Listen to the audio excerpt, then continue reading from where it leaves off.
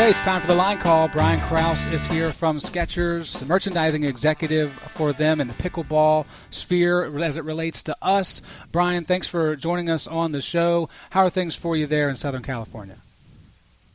Things are good. Thanks for having me on. It's good to join you guys as well. The weather here is nice. We're getting a few days of no rain. I think most of our audience is probably expecting you to say it's nice, considering where we are and where you are. So that's good that we're keeping that up. I want to begin just as far back as we can go. The Skechers story for pickleball. I don't know, when I came into pickleball, the Skechers was already established. So if you could just tell us a little bit about that, making that decision to go all in on a sport that initially, probably wasn't as popular as it is now.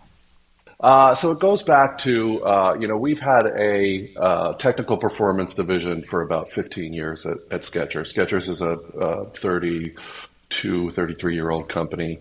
About 15 years ago, we started specifically a technical performance division. So within that division, we've kind of used some of the things we learned the previous 15 years and the time since then to apply technologies that we've developed and factory relationships and things like that to running shoes. Golf shoes were the two big ones that we started with, and since then, we're a very opportunistic company. And so we like to try things, build it first, see what happens, rather than, I hate to say think too much about it, but definitely not overthink it without trying it first, right? And so that's kind of in our DNA as a company, and especially within the technical performance division. So really the pickleball division and our commitment to pickleball started with one shoe, right? Could we build a pickleball shoe, right? I think we looked around the market, and anybody else that was in there was, had a tennis background, right? Almost everybody, if not everybody, right? So everybody was taking a tennis shoe and either rebranding it or converting it into a pickleball shoe. We had kind of the unique ability to build it from the ground up, right? And so that was kind of the initial project, right? How do you build a pickleball shoe from the ground up, rather than take, a tennis shoe or a different type of shoe? And so we did that, and like a lot of things at Skechers, it slowly gains momentum, a little bit every season, a little bit every few weeks. People start talking about it. And then you go back to it and you do a little bit more, and you go back and you do a little bit more. And from there, I think we, in the time that happened, pickleball has become the fastest growing sport in the United States, right? So here we have, one or two shoes at this point. We're starting to, create relationships. We have this amazing sports marketing team that works with our golfers and our runners, and some of our other athletes. And so, you combine those things, and you don't often get a chance to invest in, at the ground level in a sport that's growing as fast as pickleball, right? So, I wasn't there at the time, but to the credit of the people who made that decision, they, like you said, they went all in, and it's been, in retrospect, a great decision. Brian, I think you mentioned in the response there, the DNA of the company is required to have success within pickleball. We see that all the time when we're talking to the paddle makers and the facility builders. Fortune favors the bold, as cliche as that is, but with as fast as it's moving right now, you have to make those rapid decisions, certainly with some educated guessing, I would imagine. But was there a moment as a company where you felt that shift and we said, we're going this direction and we're going to do it with confidence? Yeah, I think so. I think that's probably when you start to get the sports marketing team involved, right? And you start sponsoring the major tours. You start bringing on athletes like Tyson and Catherine. That's really starts to become the commitment, right? And then it's a little bit of a back and forth, right? You're building shoes to, for the athletes, and the athletes are helping you build shoes, right? And you're using the professional tours as a testing area, right, to make sure you're doing it correctly, and then getting the name out there. After releasing that first shoe, do you remember, or I guess have you talked to people about the biggest forms of feedback? Because eventually you're going to start to adjust things and make them a little bit better based on pickleball players and what they think. What have been the biggest adjustments from the first shoe to these Viper Court Pros that are out there now? Sure. I think, like one of the biggest revelations for us was kind of the, if you have one pickleball shoe, you can only use one kind of, call it rubber compound, right? And I think rubber compound probably was the first kind of aha, right? Where it's like, oh, you can't just have one shoe, right? So there's some players who are looking for traction out of their rubber compound, right? And so based on the hardness of the rubber or the softness of the rubber, just like a car, right?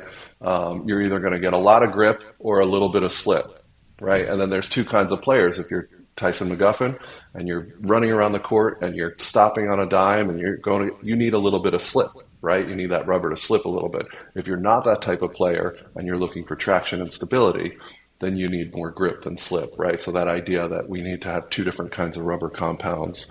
And so we worked with Goodyear to say, okay, if we need these two different things, what are the two different kinds of compounds that we need on two different shoes?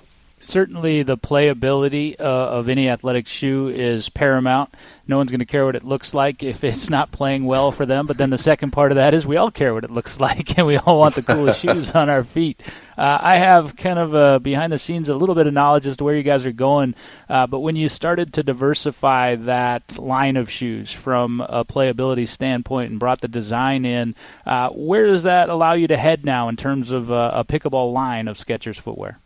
I think the best way to do it is we break it into different, we call them silos, right? Different silos of players, right?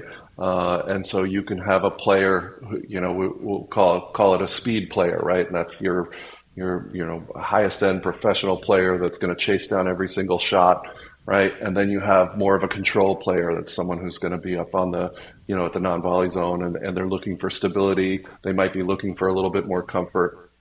And then for us, we have thousands and thousands of shoes that are, outside of our technical performance division, right? And so we kind of have a unique ability to say, okay, there's this third type of player who's a social player. They want a good shoe.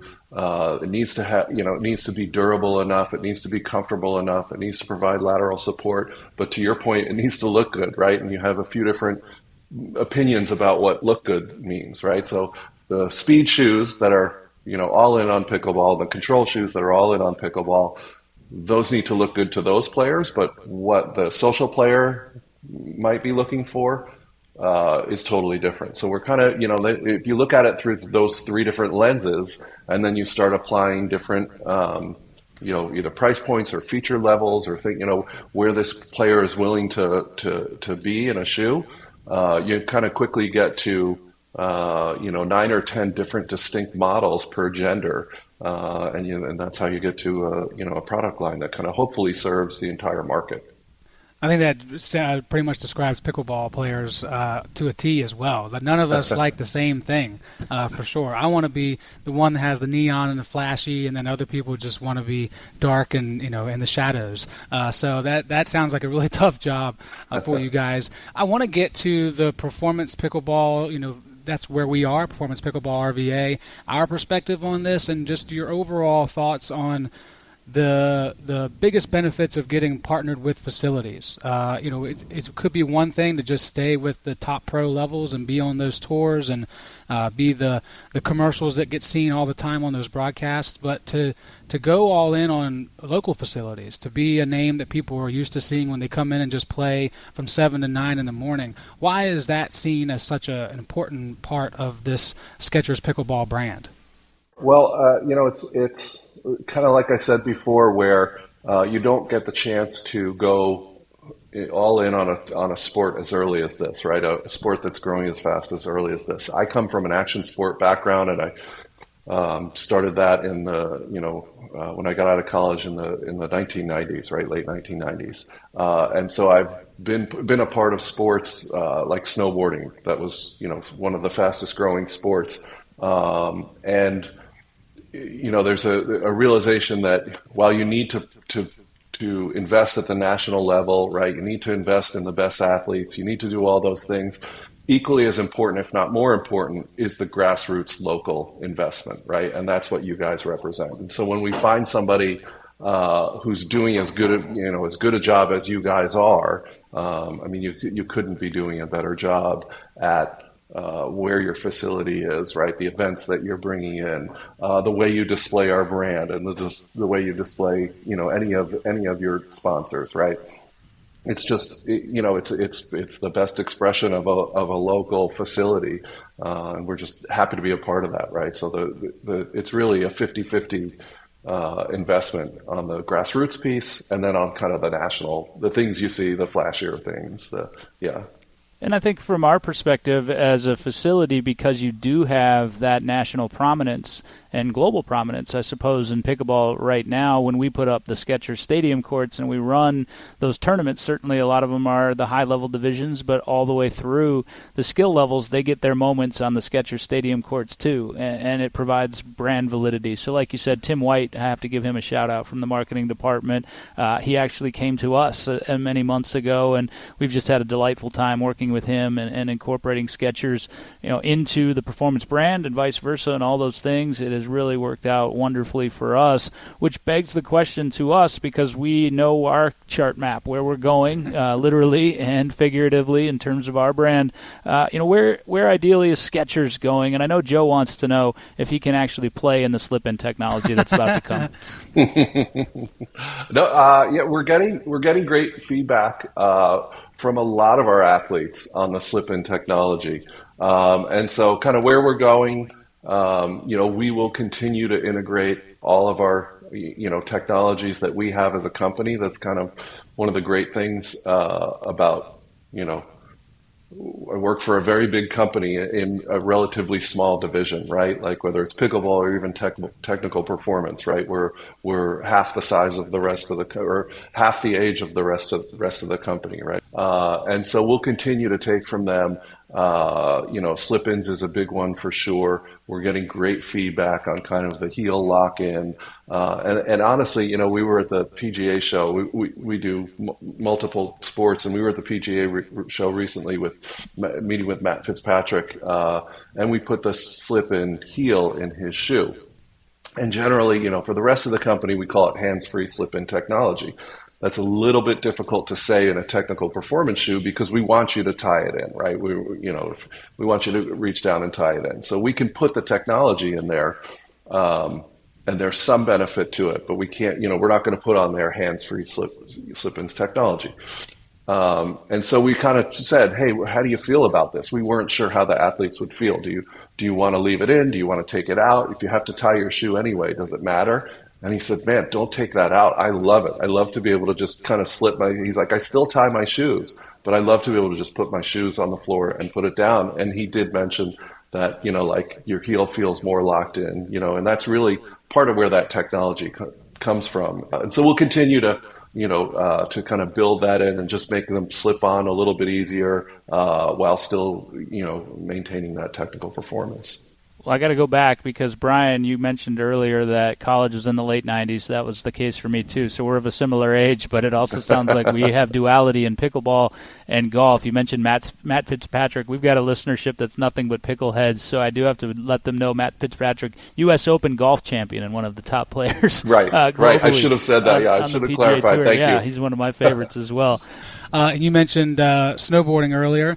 I'm a snowboarder, and I started looking at the new technology recent years of just clipping in your boots into snowboards, and clearly I like slip-in technology, so I don't know if I'm getting old really quick or I'm just taking to this convenience factor. No, you're not getting old, man. You're getting nostalgic, and that's what happens when you get to in your 40s like I am. And I know it wasn't Skechers innovation back in the early 90s, but I'm thinking pickleball pump shoe.